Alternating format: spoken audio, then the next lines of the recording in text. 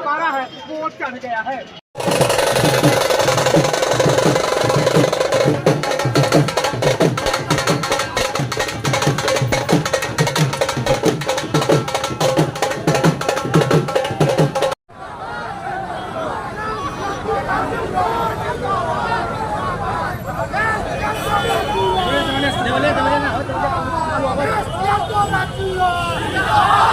हूँ कि मेरे अथक संघर्ष, त्याग, समर्पण और सेवा को उन्होंने महसूस किया और जो उनको जनता से, घोसी के मालिकों से जो फीडबैक मिल रहा था उसके आधार पर 10 साल बाद मुझे पुनः आपके बीच आकर चुनाव लड़ने का मौका मिला।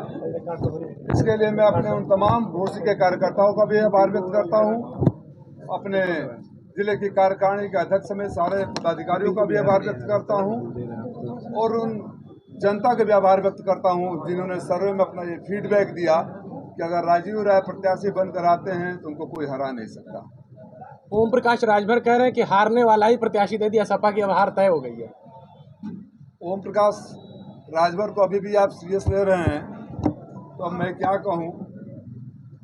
उनके पुत्र जिनको लेकर लॉन्च करने यहाँ आए हैं, री-लॉन्च करने यहाँ आए हैं, मैं सुन रहा था किसी मीडिया के बाइट में मेरे 2014 के वोटों को भी कम करके बता रहे थे। वो भूल गए किसी घोसी के पिछले लोकसभा में आपकी हैसियत छड़ी कितनी है, खाली 39,000 वोट मिले थे। अब उस 39,000 में से भी कितने वोट बचे होंगे। उनकी सबसे बड़ी ताकत आदरणीय महेंद्र राजभर जी हमारे बगल में बैठे हैं, तो गिनती कर लें कि सिंगल डिजिट वाले 1000 में रहेंगे कि डबल डिजिट का 1000 में पहुंचेंगे। और मेरे ऊपर कटाक्ष करते हुए जो उन्होंने कहा, तो मैं तो याद दिलाना चाहूँगा कि राजीव राय 2014 में चुनाव लड़ा, हारा, वादे के मुताबिक हर सुख दुख में यही रहा।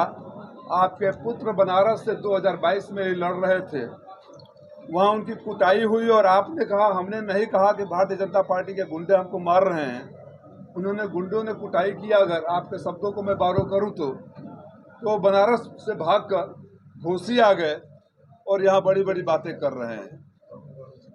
आप जब घोसी आए, आप याद करिएगा माननीय राजभर साहब, आप मंत्री थे और घोसी के ही राजभर के बच्चे अन्य बच्चों के साथ मलेशिया के चाइनीज गुंडों के चुंगल में फंसे थे। आप मीडिया के साथ ही जाकर उनका बयान लिए थे, मैं झूठ नहीं बोलता हूँ।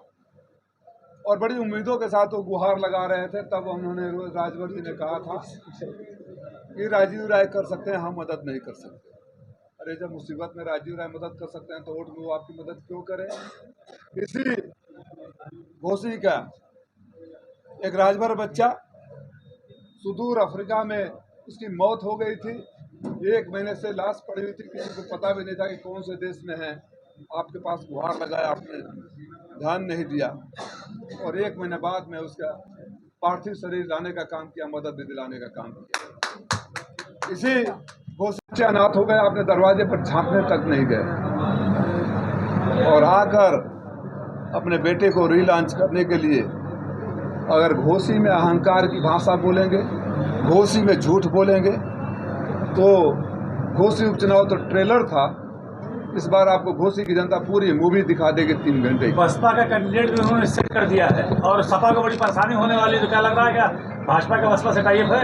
अब यहाँ के घोसी की जनता समझे, मुझे नहीं पता कि भाजपा का बसपा का कौन सा उम्मीदवार उन्होंने सेट किया, लेकिन घोसी की जनता समझे कि इन्हीं के सेट किए हुए लोग हैं, तो फैसला कर ले कि इनकी जुगाड़ खाली सेटिंग में रहती है, जनता के काम के लिए इनके पास वक्त नहीं है। जो भी उम्मीदवार आएगा इन्हीं का डमी उम्मीदवार होगा।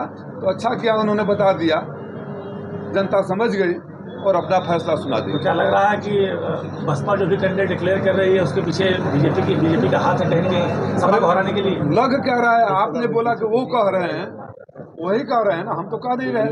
उन्होंने स्वयं कह दिया कि उन्हीं का डमी कैंडिडेट होगा। तो जो उनको वोट नहीं देना चाहता होगा बसपा को क्यों देगा और उनको वोट क्यों देगा? पहले भी बोला था, आप लोगों को याद होगा, ये वो छड़ी है जो बिना सहारे के खड़ी नहीं हो सकती। राजनीति के भस्मासुर हैं ओम प्रकाश राजभर। इनकी छड़ी को जो सहारा देता है, सहारा पाते उसी छड़ी के साथ उसके पीछे पड़ जाते हैं। भारतीय जनता पार्टी के कार्यकर्ता, मैं और आप नहीं भूल पाएंगे अगर हमारे परिवार के बड़े बुजुर्गों को गाली दिया जाए। हम लोग समाजवादी कार्यकर्ता कभी माफ़ नहीं करेंगे अगर हमारे श्रद्धेय नेताजी या आदरणीय अध्यक्ष जी को गाली दिया जाए। मैं भाजपा के कार्यकर्ता आज भी याद रखे होंगे कि कैसे उनको दौड़ाकर माँ बहन की गालियाँ दिया गया, जूते मारने के बाद। आदरणीय महेंद्र पांडे जी को मन से माँ बहन की गालियाँ दिया गया। आदरणीय जोगी साहब को भी का कटोरा लेकर भिजवाया गया और साहब मोदी साहब को गुजरात भेजने की बात कही गई और नहीं कर पाए तो अपने बाप की औलाद न होने की भी बात कही गई। उस पर तो नहीं जाऊंगा, लेकिन मैं कार्यकर्ताओं से जानना चाहता हूं कि क्या आपके नेता को गाली देने वाले, आपको जूते मारने वाले के साथ आप खड़े होंगे? आपके अंतरात्मा इस बात की इजाज़त देगी? भारतीय जनता पार्टी के साथियों से मेरा एक विनम्र निवेदन है कि रात को सोने से पहले इस पर आत्ममंथन जरूर करिएगा।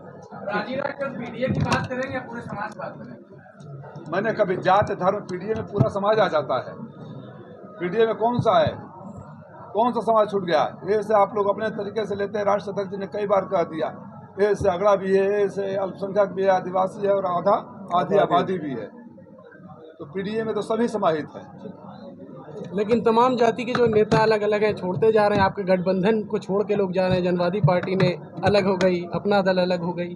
जो छोड़ के हमें जा रहे हैं उनकी हैसियत जरा याद करिएगा, जब हमारे से जुड़े थे उससे पहले क्या थी, और उनको बहुत कुछ दे देने के बाद अगर उनकी भूख नहीं भरती है तो फिर वापस वहीं पहुंच जाएंगे जहां से वो शुरू किए थे।